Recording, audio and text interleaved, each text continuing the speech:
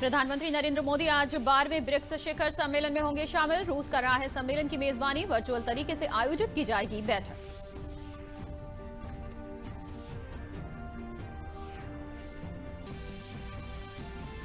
केंद्रीय कानून मंत्री रविशंकर प्रसाद ने प्रेस वार्ता में ऑगस्टा वेस्टलैंड हेलीकॉप्टर घोटाला मामले में कांग्रेस पर साधा निशाना। कहा, पहले बिना डील के कोई डील नहीं होती थी।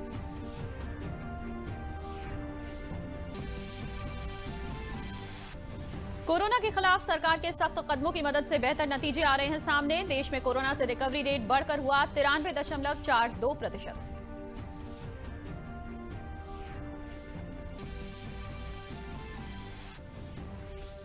और मुख्यमंत्री योगी आदित्यनाथ ने उत्तराखंड में बद्री धाम में की पूजा अर्चना। चमोली जिले में उत्तर प्रदेश सरकार के पर्यटक आवास गृह का किया शिलान्यास। कहा, बद्री धाम भारत की सनातन आस्था का है केंद्र।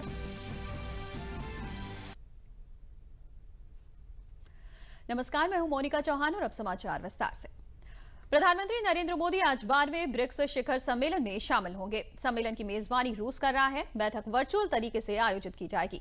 ब्रिक्स की 12वीं शिखर बैठक के दौरान बहुपक्षीय प्रणाली की सुधार सहित वैश्विक संदर्भ में अंतर ब्रिक्स सहयोग और अन्य प्रमुख मुद्दों पर चर्चा की जाएगी। पेश है एक रिपोर्ट। प्रधानमंत्री मोदी रूस के राष्ट्रपति व्लादिमीर पुतिन के आमंत्रण पर मंगलवार 17 नवंबर को 12वें ब्रिक्स शिखर सम्मेलन में शिरकत करेंगे। कोविड-19 की वजह से इस बार इस शिखर सम्मेलन को वर्चुअल माध्यम से आयोजित किया जा रहा है। 12वें शिखर सम्मेलन की थीम वैश्विक स्थिरता, साझा सुरक्षा और अभिनव विकास है। संयुक्त राष्ट्र की 75वीं वर्षगांठ की पृष्ठभूमि और कोविड-19 महामारी के बीच 12वें ब्रिक्स शिखर सम्मेलन के दौरान ब्रिक्स देशों के नेताओं के बीच आपसी सहयोग और वैश्विक संदर्भ में प्रमुख मुद्दों पर चर्चा की जाएगी। सम्मेलन में कोविड-19 महामारी के प्रभाव को कम करने के उपाय, आतंकवाद के प्रति आपसी सहयोग, व्यापार, स्वास्थ्य और ऊर्जा सहित आपसी महत्व के अहम मुद्दों पर चर्चा होने की उम्मीद है। सम्मेलन में भारत को 2021 के लिए ब्रिक्स की अध्यक्षता भी सौंपी जाएगी। 2021 में भारत 13वें ब्रिक्स शिखर सम्मेलन की मेजबानी करेगा। इससे पहले भारत 2012 और 16 में ब्रिक्स सम्मेलन की अध्यक्षता कर चुका है। ब्रिक्स 5 उभरती बड़ी अर्थव्यवस्थाओं वाले देशों ब्राजील, रूस, भारत, चीन और दक्षिण अफ्रीका का समूह है। इसकी चर्चा साल 2001 में हुई। साल 2006 में ब्राजील, रूस, भारत, चीन ने संयुक्त राष्ट्र महासभा की सामान्य बहस के इतर विदेश मंत्रियों की वार्षिक बैठकों के साथ एक नियमित अनौपचारिक राजनयिक समन्वय शुरू किया। पहला ब्रिक्स शिखर सम्मेलन वर्ष 2009 में रूस के येक्टेरिनबर्ग में हुआ। दिसंबर 2010 में दक्षिण अफ्रीका को ब्रिक्स में शामिल होने के लिए आमंत्रित किया गया, जिसके बाद इस समूह को ब्रिक्स कहा जाने लगा। मार्च 2011 में दक्षिण अफ्रीका ने पहली बार चीन के सान्या में तीसरे ब्रिक्स शिखर सम्मेलन में हिस्सा लिया। भारत साल 2012 और साल 2016 में 2 बार इस सम्मेलन की मेजबानी कर चुका है। ब्रिक्स देशों की जनसंख्या दुनिया की आबादी का लगभग 40% है। ब्रिक्स देशों का वैश्विक घरेलू उत्पाद में हिस्सा लगभग 30% है। ब्रिक्स को महत्वपूर्ण आर्थिक इंजन के रूप में देखा जाता है। ब्रिक्स एक उभरता हुआ निवेश बाजार और वैश्विक शक्ति है। दुनिया की 3 बड़ी अर्थव्यवस्था चीन, भारत और रूस इसका हिस्सा है। ब्राजील लैटिन अमेरिका का अहम देश है जो ब्रिक्स का हिस्सा है। साउथ अफ्रीका अफ्रीका महाद्वीप का एक बड़ा देश है जो ब्रिक्स में शामिल है। ब्रिक्स देशों का 11वां शिखर सम्मेलन नवंबर 2019 में ब्राजील की राजधानी ब्राजीलिया में आयोजित किया गया था। ब्राजील में आयोजित 11वें शिखर सम्मेलन के दौरान ब्रिक्स के सदस्य देशों ने व्यापार, नवोन्मेष, प्रौद्योगिकी और संस्कृति के क्षेत्रों में संबंधों को मजबूत बनाने पर चर्चा की थी। पंजाब केसरी से विख्यात महान स्वतंत्रता सेनानी लाला लाजपत राय की आज पुण्यतिथि है। लाला लाजपत राय एक ऐसे वीर सेनानी थे जिन्होंने देश के लिए अपना सर्वस्व न्यौछावर कर दिया। राष्ट्र आज उनको नमन कर रहा है और लाला लाजपत राय की पुण्यतिथि पर केंद्रीय सूचना एवं प्रसारण मंत्री प्रकाश जावड़ेकर ने ट्वीट करके उनको नमन किया। प्रकाश जावड़ेकर ने ट्वीट कर कहा कि पंजाब केसरी लाला लाजपत राय की पुण्यतिथि पर कोटि कोटि नमन।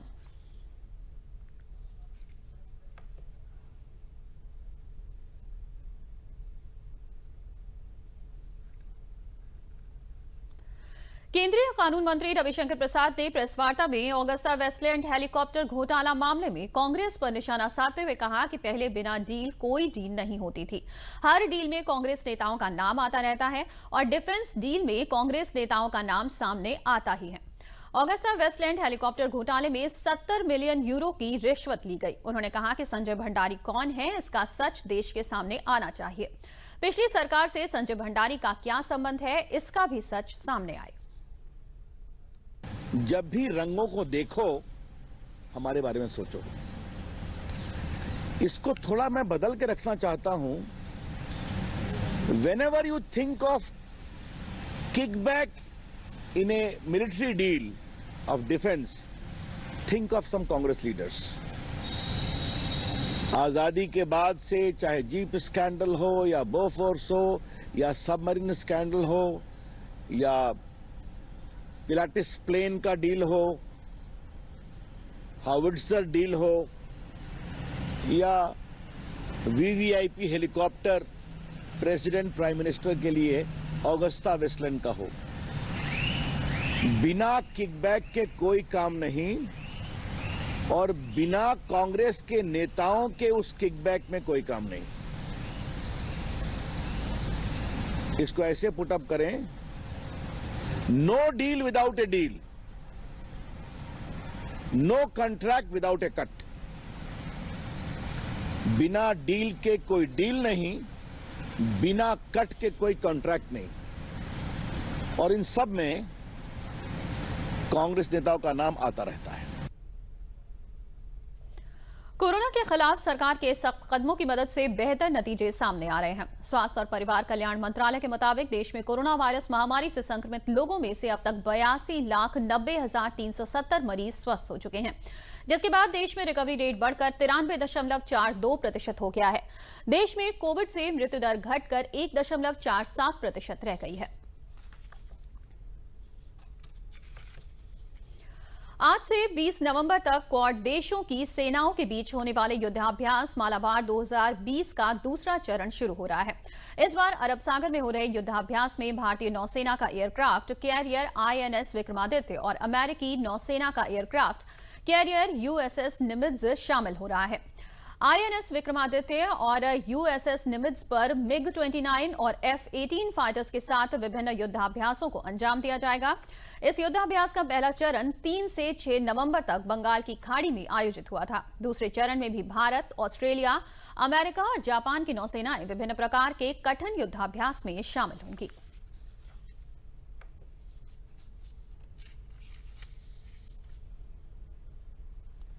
दिल्ली के स्पेशल सेल ने जैश-ए-मोहम्मद के 2 आतंकियों को गिरफ्तार कर बड़े आतंकी हमले की साजिश को नाकाम कर दिया है।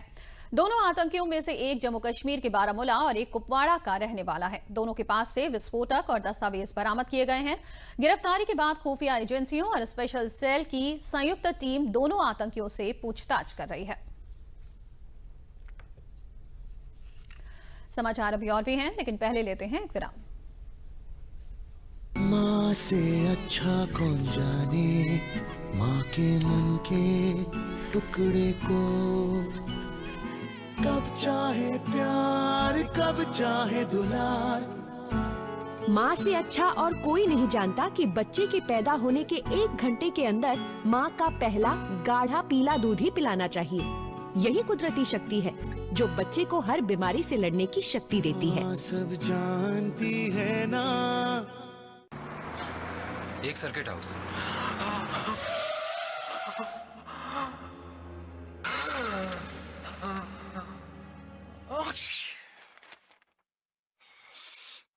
नोवेल कोरोना वायरस बीमारी को फैलने से रोका जा सकता है। खांसते और छींकते वक्त अपने मुंह पर रुमाल और टिश्यू रखकर इसे फैलने से रोक सकते हैं। अपनी सुरक्षा के लिए हमारी मदद करें। अगर आपको खांसी, बुखार या सांस लेने में तकलीफ हो तो तुरंत नजदीकी स्वास्थ्य केंद्र जाएं। लेकिन 25 लाख नवजात शिशुओं की मृत्यु विश्व में हर वर्ष हो जाती है। हर शिशु की रक्षा के लिए हम विश्व की सर्वोत्तम तकनीकों को प्रदेश में लागू कर रहे हैं। एसएनसील, KMC lounge, kangaroo mother care, Uttar Pradesh स्वास्थ्य, सुरक्षा और सम्मान की ओर बढ़ते कदम, अनमोल जीवन की शुरुआत नवजात शिशु की देखभाल के साथ। आइए मिलकर सुनहरे भविष्य की नींव रखें। विराम के बाद स्वागत है आपका। बढ़ते हैं समाचार में आगे। मुख्यमंत्री योगी आदित्यनाथ ने आज उत्तराखंड में बद्रीनाथ धाम में विशेष पूजा की। उत्तराखंड में बर्फ पड़ने के कारण सीएम योगी आदित्यनाथ का दौरा 1 दिन बढ़ गया। धर्मनगरी अयोध्या में दिव्य दीपोत्सव का विश्व कीर्तिमान रचने के बाद देवभूमि उत्तराखंड पहुंचे मुख्यमंत्री योगी आदित्यनाथ ने भगवान बद्री विशाल के दर्शन कर लोकमंगल की कामना की। सीएम योगी आदित्यनाथ ने बद्रीनाथ धाम में दर्शन पूजन करने के साथ चमोली जिले में उत्तर प्रदेश सरकार के पर्यटक आवास गृह का शिलान्यास के साथ ही भूमि पूजन भी किया। भगवान बद्रीनाथ के दर्शन पूजन के बाद सीएम योगी आदित्यनाथ ने कहा कि पवित्र धाम भारत की सनातन आस्था का केंद्र है। देश विदेश से लाखों भक्त यहां आते हैं। उनकी सुविधा के लिए यूपी सरकार पर्यटक आवास गृह का निर्माण करवा रही है। मुख्यमंत्री ने उत्तराखंड में पर्यटन और श्रद्धा को सम्मान देने के लिए और पर्यटन की संभावनाओं को विकसित करने के लिए उत्तराखंड सरकार के प्रयासों की भी सराहना की। उत्तराखंड और उत्तर प्रदेश के बीच बहुत सारे विवाद पिछले 18-20 वर्षों से चले आ रहे थे। नए राज्य के बनने के साथ ही ये विवाद भी साथ में चले आए थे। त्रिवेंद्र सिंह रावत जी ने अपनी रचनात्मक और सकारात्मक पहल से इन सभी समस्याओं का समाधान एक सम्यक रूप से करने में सफलता प्राप्त की है और आज इसी का परिणाम है कि हरिद्वार में अलकनंदा होटल जो उत्तर प्रदेश पर्यटन निगम का था, पिछले 19-20 वर्षों से विवाद था। उत्तर प्रदेश सरकार ने और उत्तराखंड सरकार ने आपसी सहमति के आधार पर तय किया कि अलकनंदा होटल उत्तराखंड सरकार को सौंपेंगे और उत्तर प्रदेश सरकार वहां पर उसी के बगल में एक नया पर्यटन आवास गृह भागीरथी के रूप में बनाएगा और आज वह हमारा लगभग पूर्ण हो चुका है। हरिद्वार कुंभ के पहले हम उसे जनता को समर्पित करेंगे। इसी क्रम में उत्तराखंड में पर्यटन की इन संभावनाओं को आगे बढ़ाने के लिए उत्तर प्रदेश सरकार अपना योगदान देगी। पर्यटन विभाग के द्वारा एक नए पर्यटन आवास गृह यहाँ पर बद्रीनाथ धाम में भी यह स्वीकृत किया गया है। पिछले लगभग 1 वर्ष से एक कार्यक्रम हमारा बन रहा था कि बद्रीनाथ में जाकर के इस कार्यक्रम का शुभारंभ होना चाहिए, लेकिन वैश्विक महामारी के कारण ये संभव नहीं हो पा रहा था।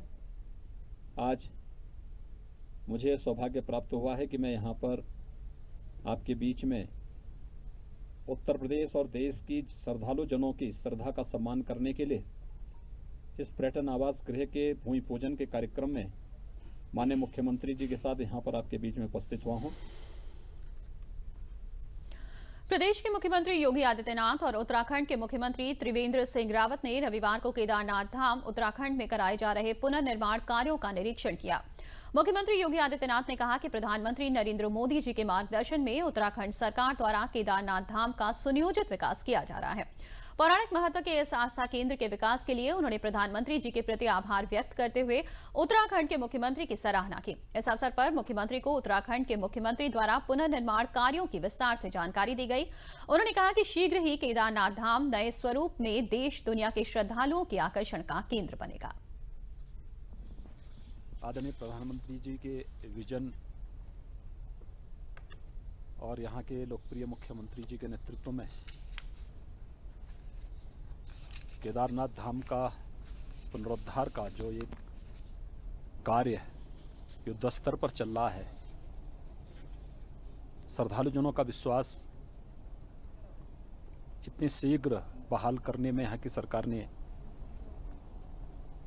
आदरणीय प्रधानमंत्री जी के मार्गदर्शन में जो सफलता प्राप्त की है वह अभिनंदनीय है। मैं इसे बाबा केदारनाथ जी का आशीर्वाद मानता हूँ, उनकी कृपा मानता हूँ और सचमुच मैं बहुत दिनों से सोचता था, जब भी मैं नियमित पूजा में बैठता था तो अक्सर मेरे पूजा के समय में मैं इस बात को देखता था कि इस धाम के दर्शन मुझे होते थे। और 2 दिन पहले ही मुझे उत्तराखंड सरकार से माननीय मुख्यमंत्री जी ने इस बारे में कहा कि केदारनाथ धाम के अब शीतकालीन कपाटबंदी की कार्रवाई शुरू होने जा रही है। उत्तर प्रदेश सरकार को बद्रीनाथ धाम में श्रद्धालुजनों के लिए एक यात्री विश्रामालय का, अतिथि विश्रामालय का निर्माण कार्य भी करना है। अगर ये दोनों काम एक साथ हो जाए तो दीपावली से का शुभ अवसर, मुझे लगता है कि इससे अच्छा दूसरा कोई शुभ मुहूर्त नहीं हो सकता था। और इसलिए आज मुझे यहाँ पर बाबा केदारनाथ के दरबार में आकर के उन्हें शीश नवाने का सौभाग्य प्राप्त हो रहा है। प्रदेश के उप मुख्यमंत्री केशव प्रसाद मौर्य ने कटरा रामलीला कमेटी के कार्यक्रम में एक पत्रिका का विमोचन और विद्वानों को सम्मानित किया। इस पत्रिका में अनेक धार्मिक, सांस्कृतिक और दर्शन विषय पर 41 विद्वानों द्वारा विभिन्न विषयों पर बहुत शोधपूर्ण लेख प्रकाशित किए गए हैं। इस मौके पर उन्होंने पत्रिका में लिखे गए लेखों के लेखकों, विद्वानों को सम्मानित किया। इस मौके पर उप मुख्यमंत्री ने कहा कि इस स्मारिका में भगवान राम से जुड़ी अनेक शोधपूर्ण बातें लिखी गई हैं, जिससे आम जनमानस को बहुत सारी जानकारियां मिलेंगी और इस तरीके की स्मारिका बहुत कम देखने को मिलती है। उन्होंने प्रयागराज में शुरू होने वाले माघ मेले के विषय में कहा कि ये एक बहुत ऐतिहासिक और पौराणिक मेला है, जिसको सरकार पूरे कोविड-19 के नियमों के अनुपालन के साथ मेले को लगाएगी। के द्वारा ये स्मारिका 2020 का प्रकाशन किया गया था, उसका विमोचन था। लेकिन इस विमोचन कार्यक्रम में एक जो विशिष्टता रही, बहुत बार स्मारिका आती है उसका विमोचन हो जाता है, लेकिन उस स्मारिका के लिए जो बहुत सारे तथ्यात्मक जानकारियां उसके अंदर पिरोई जाती हैं, उससे संबंधित लोगों को सम्मान करने का काम भी साथ में हुआ है। और इस प्रकार का काम होना चाहिए, क्योंकि जो प्रतिभाशाली लोग हैं वो शायद मैं समझता हूं कि अपेक्षा नहीं करती कि उनका सम्मान हो, लेकिन जब उनको हम लोग सम्मानित करते हैं तो हमें लगता है कि हमें भी सम्मान मिल गया। कटरा रामलीला कमेटी का जो इतिहास है महर्षि भारद्वाज आश्रम से जुड़ा हुआ है। तो हम लोगों के विचार हमेशा ये रहते हैं कि इलाहाबाद का सर्वांगीण, जो प्रयागराज का सर्वांगीण जानकारी जो धार्मिक स्थलों की है, लोगों को होती रहे। होता है क्या कि पुरातन काल की तमाम जो निर्माण धार्मिक स्थल हैं, ऐतिहासिक स्थल हैं, उनकी जानकारी प्रयागराज के लोगों को नहीं है। तो इस विचार से आते ही हम लोगों ने भारद्वाज ऋषि के महत्व को देखते हुए उस प्रकार के लेख आमंत्रित किए गए। और इस पुस्तक में आप देखेंगे कि इस पूरे की पूरी रामलीला को जिस हिसाब से भारद्वाज जी ने पिरोया संजोया, भगवान राम यहाँ पे आए, उनके चरण पड़े, हम लोग जिस स्थल पे खड़े हैं भारद्वाज ऋषि का ही स्थल है ये। कौशाम्बी जनपद के एक दिवसीय दौरे पर प्रदेश के उप मुख्यमंत्री केशव प्रसाद मौर्य सबसे पहले अपने पैतृक आवास सिराथू कस्बा पहुंचे, जहां उन्होंने अपनी वृद्ध मां से मुलाकात कर उनका हाल जाना। परिजनों से मुलाकात करने के बाद डिप्टी सीएम केशव प्रसाद मौर्य ने सिराथू और चायल विधायक समेत पार्टी जिला अध्यक्ष और अन्य कार्यकर्ताओं के साथ बैठकर विचार विमर्श किया। डिप्टी सीएम ने जिलाध्यक्ष और विधायकगणों से पार्टी को और अधिक मजबूत बनाने और ऊंचाइयों पर ले जाने के लिए मेहनत करने को कहा। ये मानते हैं कि कांग्रेस एक राष्ट्रीय बीमारी की तरह बन गई है और भाजपा तो कांग्रेस के खिलाफ पूरे देश में लड़ाई लड़ी, वो जीत चुकी है। अब कांग्रेस के जो साथ हैं वो आपस में लड़ रहे हैं और हमें लगता है कि जो देश की सेवा, प्रदेश की सेवा अच्छे से करेगा, जनता का आशीर्वाद उन्हें प्राप्त होगा। बाकी ये तो होना था जो हो रहा है।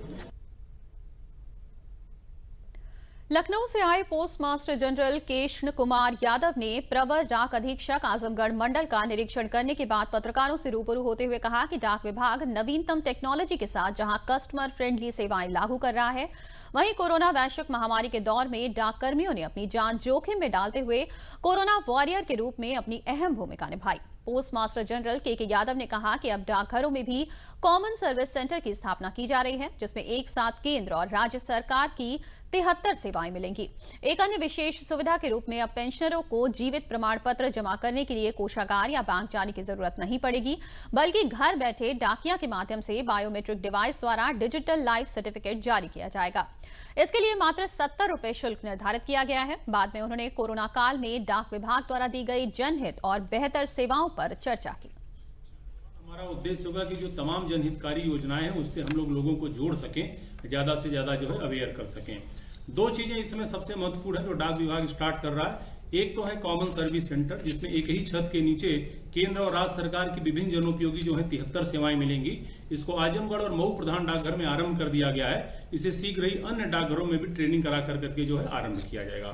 और दूसरी जो सबसे इंपॉर्टेंट चीज है डिजिटल लाइफ सर्टिफिकेट। जैसा कि हम सभी लोग जानते हैं कि नवंबर और दिसंबर महीने में जो हमारे बुजुर्ग पेंशनर्स हैं उन सभी लोगों को जो है कभी जो ट्रेजरी जाना पड़ता है, कभी बैंक जाना पड़ता है, कभी कंसर्न डिपार्टमेंट में जाना पड़ता है जीवित प्रमाण पत्र देने के लिए। तो अब उनको वहां पर जाने की जरूरत नहीं है, बल्कि घर बैठे अपने डाकिया के माध्यम से वो डिजिटल लाइफ सर्टिफिकेट बनवा सकते हैं और इसके लिए मात्र 70 रुपीज जो है चार्ज होंगे। और एक बार ये डिजिटल लाइफ सर्टिफिकेट डाकिया द्वारा जब बनेगा वो बायोमेट्रिक और माइक्रो एटीएम के माध्यम से, तो ये जो ऑटोमेटिक जो है एनआईसी सर्वर से पर अपलोड होगा, जहां से कंसर्न डिपार्टमेंट को जो है ये ट्रांसफर हो जाएगा।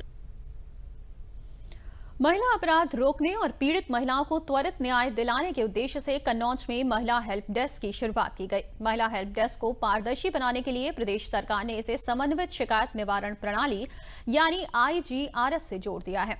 इसमें महिला हेल्प डेस्क नाम से अलग पोर्टल होगा जिस पर सीधे पीड़ित महिलाओं की शिकायतें दर्ज होंगी। अपर जिलाधिकारी गजेंद्र कुमार ने बताया कि महिला हेल्प डेस्क में आने वाली शिकायतें अभी रजिस्टर तक सीमित रहती थी, लेकिन अब इन शिकायतों को पोर्टल पर अपलोड किया जाएगा जिसकी उच्च अधिकारी भी मॉनिटरिंग करेंगे। उन्होंने बताया कि पहले तहसीलों की महिला हेल्प डेस्क IGRS से जुड़ेंगी, फिर थानों की। ऑनलाइन प्रक्रिया से मनमानी नहीं चलेगी। शिकायतों का निस्तारण समय और गुणवत्ता के साथ हर हाल में करना होगा। हेल्प डेस्क से महिलाओं की जो समस्या थी उनका त्वरित समाधान किया जाता है। महिलाएं आती है और उनकी जो शिकायत होती है, जो उनकी समस्याएं होती हैं, उनको जल्दी से जल्दी उच्च अधिकारियों के पास पहुंचाया जाता है, जिससे उन्हें उनका आप न्याय के लिए इधर उधर भटकना नहीं पड़ता और उन्हें सुगम न्याय की सुविधा उपलब्ध होगी। तो हेल्प डेस्क की महिलाओं के लिए एक बहुत अच्छी पहल है। अब इसे IGRS से भी जोड़ दिया गया है, तो ये उच्च अधिकारियों की मॉनिटरिंग में रहेगी और उन्हें जो न्याय मिलेगा, जो उनकी कार्रवाई होगी वो उच्च अधिकारियों तक होगी और मुख्यमंत्री तक ही उसमें रहेगी, मतलब वो जानकारी। शासन के निर्देशों के क्रम में प्रत्येक थाना स्तर पर और तहसील स्तर पर महिला हेल्प डेस्क की स्थापना की गई है।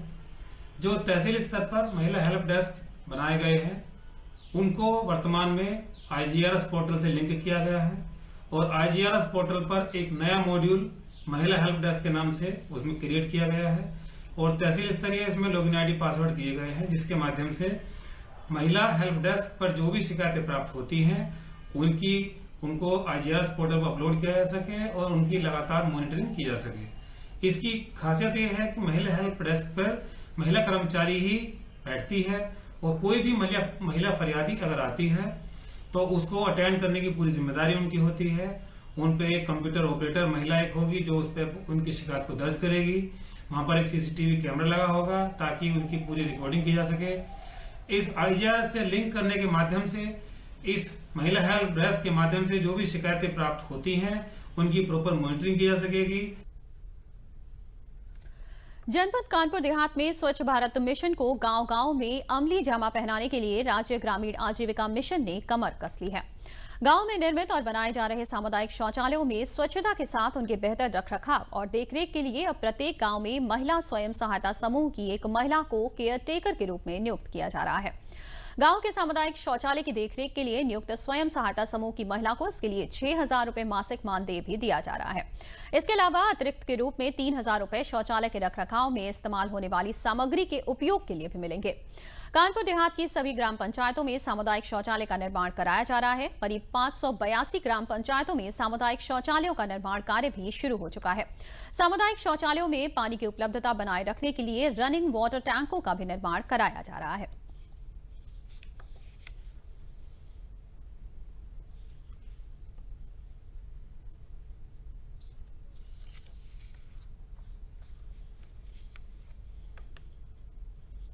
हम 14 महिलाएं हैं अपने ग्रुप में और हमको काम मिला है ये शौचालय का, वो हम काम नित्य कर रहे हैं और राशन वितरण का काम मिला है वो भी कर रहे हैं और हमको अब काफ़ी आमदनी हो रही है रोज़ की। अब इस सरकार में हमको काफ़ी लाभ मिल रहा है, वैसे तो हमको कोई काम मिलता नहीं था।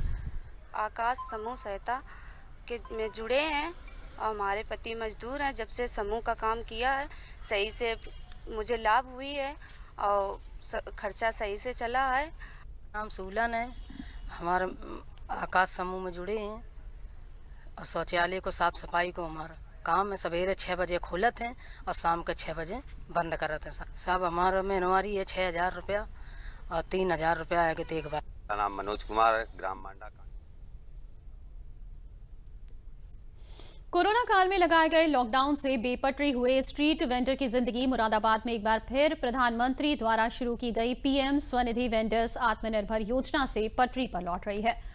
योजना के जरिए न सिर्फ उनके सपनों को साकार किया जा रहा है, बल्कि योजना के तहत मिलने वाली 10,000 रुपए की राशि से उनका काम दोबारा शुरू हो गया है, जिसके लिए स्ट्रीट वेंडर प्रधानमंत्री नरेंद्र मोदी की योजना के लिए तारीफ कर रहे हैं।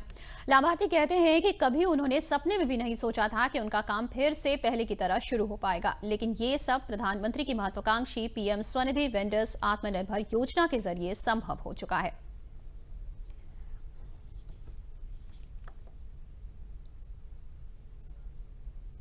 जो 10,000 रुपये जो लोन दे रही है गवर्नमेंट मोदी की तरफ से, वो जो हमने 10,000 रुपये लिए हैं वो मुझे हैं कल मिल गए हैं मंगलवार में। ठीक है नहीं, अच्छी स्कीम है मोदी जी की, जो गरीब आदमी जो है अपना दोबारा से काम शुरू कर सकता है। नहीं, प्रधानमंत्री जी के शुक्रिया अदा करना चाहता हूँ कि मतलब जो गरीब आदमी के लिए उन्होंने स्कीम निकाली है और उनकी ज़रूरतें पूरी हो सकती हैं, मतलब दोबारा से काम शुरू कर सकते हैं। सर परेशानियाँ तो बहुत आई, लेकिन काम वाम बिल्कुल सब ठप हो गए। हमारे ठेलों का ही काम है सर हमारा। तो ये जो 10,000 का जो हमें लोन मिला है इस टाइम, ये हम लेके कुछ काम करेंगे तो ही आगे बढ़ेंगे, वरना तो हमारे पास तो पैसा सब कुछ ख़त्म था। ये मोदी जी की तरफ से है तो उन्हें धन्यवाद करे जाता है। ये मुझे कि हमें ठेला लगाने के लिए लोन मिला है। कितना खुश हैं आप? बहुत खुश हैं। क्या काम करेंगे आप? यही मूंगफली का ठेला लगाते हैं, यही सामान लेकर आएंगे। कितनी राहत मिलेगी इस लोन से आपको? अजी अच्छा है, किसी से और किसी से लेते तो ब्याज ज़्यादा जाता है, इसमें कोई ब्याज नहीं जा रहा। अच्छा हुआ जो हमारा ये लोन हो गया, कारोबार में हमें थोड़ा लाभ मिलेगा उनसे। अभी रात में ये पैसा मिल गया, काम बढ़ाएंगे, बच्चों को आगे लिखाएंगे इसमें। नहीं, वो अब दिक्कत नहीं पड़ेगी अब प्रधानमंत्री दुआ से। आप तो गरीब के लिए अच्छा कर रहे हैं, बहुत अच्छा कर रहे हैं। वहीं मुरादाबाद के नगर आयुक्त संजय चौहान ने बताया कि योजना का लाभ हर रेहड़ी, ठेला, पटरी वेंडर्स को मिल सके, इसके लिए नगर निगम के द्वारा कई जगह कैंप लगाकर लोगों से फॉर्म भरवाकर योजना का लाभ प्रदान किया जा रहा है। हमने 19,000 स्ट्रीट वेंडर्स को चिन्हित कर 16,000 अधिक वेंडर के आवेदन कराए। मुरादाबाद जनपद 18वें नंबर पर ऐसे शहर के तौर पर चिन्हित हुआ है जहां स्ट्रीट वेंडर्स के लिए हमने काम किया है। इसमें आज हमने लगभग 19,000 लोगों को स्ट्रीट वेंडर्स के तौर पर चिन्हित किया है, 16,000 लोगों के आवेदन कराए हैं और 5,000 लोगों को हमने 10,000 रुपए लोन उनके खातों में डिस्बर्स कर दिया है। और आपको बता दें कि अब आप दूरदर्शन न्यूज उत्तर प्रदेश के समाचार बुलेटिन और समसामयिक विषयों के कार्यक्रम हमारे YouTube channel DD News UP पर भी देख सकते हैं। इसके लिए आपको लॉगिन करना होगा www.com/ddnewsup। और अब बात अपनी सुरक्षा की, कोविड-19 से बचाव की और DD न्यूज की खास मुहिम मास्क अप इंडिया की। देखते हैं क्या है ये पहल। वैश्विक महामारी कोविड-19 जिसका कहर संपूर्ण मानव जाति को अपनी आगोश में ले चुका है। टीका या दवाई उपलब्ध होने तक महामारी के खिलाफ मानवता की जंग जारी है। ऐसे में सबसे जरूरी है सावधानी और बचाव। फेस मास्क कोरोना से रोकथाम का सबसे प्रभावी उपाय साबित हुआ है। विश्व स्वास्थ्य संगठन और विशेषज्ञों की शोध का भी यही निष्कर्ष है कि मास्क से मुंह और नाक को अच्छी तरह ढककर कोरोना संक्रमण को कम किया जा सकता है। कोरोना संक्रमण से बचाव के लिए मास्क पहनने के साथ ही जरूरी है मास्क को सही तरीके से पहनना। बहुत से लोग मास्क से नाक और मुंह को सही तरीके से नहीं ढकते हैं, जिससे संक्रमण का खतरा बना रहता है। बिना मास्क या फेस कवर के घर से बाहर निकलने की अभी कल्पना करना भी सही नहीं है। जुड़िए डीडी न्यूज की खास मुहिम मास्क अप इंडिया के साथ। मास्क पहने और अपने मुंह और नाक को अच्छी तरह ढकें। अपने परिवार के सदस्यों और दोस्तों को मास्क पहनने के लिए कहें। Mask up India. Mask up India. DD news के माध्यम से सबको बताना है, कोरोना को हराना है, मास्क जरूर लगाना है। Mask up India. Mask up India. Mask up India.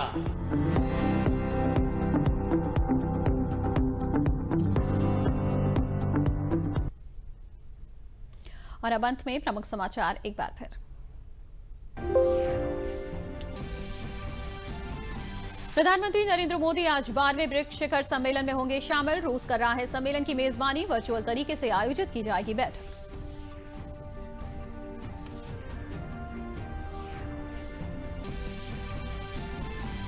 केंद्रीय कानून मंत्री रविशंकर प्रसाद ने प्रेस वार्ता में ऑगस्टा वेस्टलैंड हेलीकॉप्टर घोटाला मामले में कांग्रेस पर साधा निशाना। कहा पहले बिना डील के कोई डील नहीं होती थी।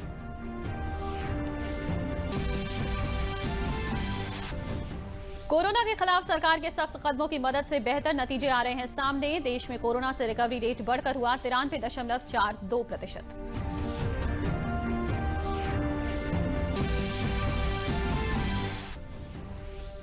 और मुख्यमंत्री योगी आदित्यनाथ ने उत्तराखंड में बद्रीनाथ धाम में की पूजा अर्चना। चमोली जिले में उत्तर प्रदेश सरकार के पर्यटक आवास गृह का किया शिलान्यास। कहा बद्रीनाथ धाम भारत की सनातन आस्था का है केंद्र। और अब आपके लिए एक जरूरी संदेश। अपने हाथ नियमित धोएं, 2 गज की दूरी भी बनाए रखें। साथ ही जब भी बाहर निकलें मास्क होना जरूरी है। जेब अथवा थैले में नहीं बल्कि इसे चेहरे पर लगाएं, क्योंकि जब तक दवाई नहीं तब तक ढिलाई नहीं। फिलहाल समाचारों में इतना ही। नमस्कार।